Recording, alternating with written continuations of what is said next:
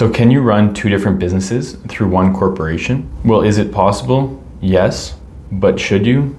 Not surprisingly, the answer is it depends. It depends on various factors like the nature of the businesses, the goals of the businesses, the ownership structure of the businesses, and things like that. So this is a question that I've seen come up a few times recently, where I've seen individuals that have businesses like farming business and electrical business, a restaurant and property ownership, construction and property ownership. So it does come up, and it is a good question. So in this video, I'm just going to talk a little bit more about whether or not it makes sense to have two businesses operating through one corporation. So I think one of the biggest factors to consider is kind of the ownership structure or the ownership involvement.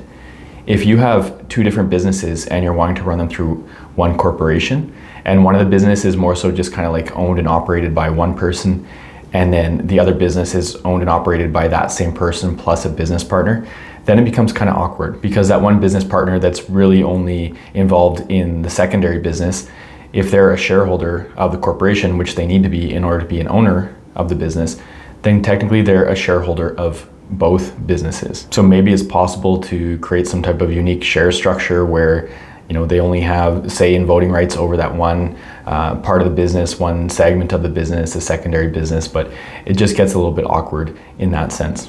So again, if you have the two businesses, but two different kind of like ownership formats or setups with those two businesses, that might make it too awkward to just have one corporation. You might want to separate it in cases like that. And that's important not only with the management of the business, but what happens if you want to sell one of the businesses, what happens if you want to take on another business owner. Yeah, it just gets a little bit complicated there. And then secondly, and also very important, would be depending on the nature of the businesses.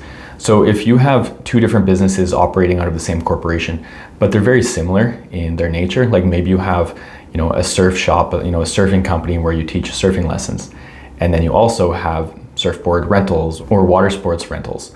That's not that different. If you have surfing lessons and you're renting out inflatable devices or boats or something like that, like kind of similar enough that if they're in the same corporation, it's not too awkward, especially if your owner structure is quite simple. So in that case, it might be okay, again, depending on some of the other details of the business and the owners and the goals and stuff like that. Whereas if you have two entirely different businesses in two different industries, like photography, and you have a photography studio, and then maybe like construction, home renovations, those are entirely different. So to run those through one corporation, yes, it's possible, but I think it gets very awkward in terms of record keeping, taxes, things like that.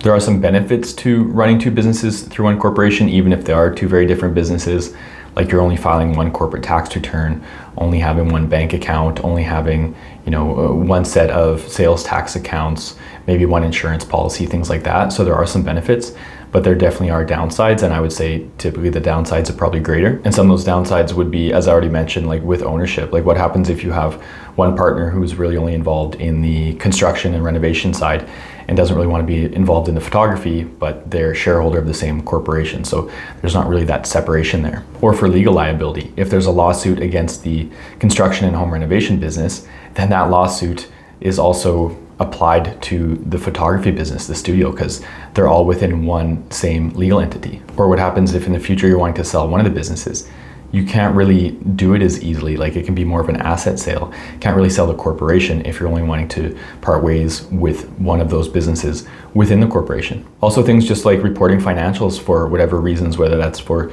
bookkeeping, for your taxes, for getting loans, for other investors, for things like that, that can get a little bit messy, and it can be hard to distinguish which business is doing what, because it's all tied into one entity. Also, if you're wanting to stay below the small business threshold, at least here in Canada, combining them both will be more likely to bump you out of that. So maybe it's best to separate them for financial benefit as well. So there are a lot of trade-offs. Again, it totally depends on many factors related to the situation with the owners and with those businesses, but just wanted to discuss that a little bit more in this video.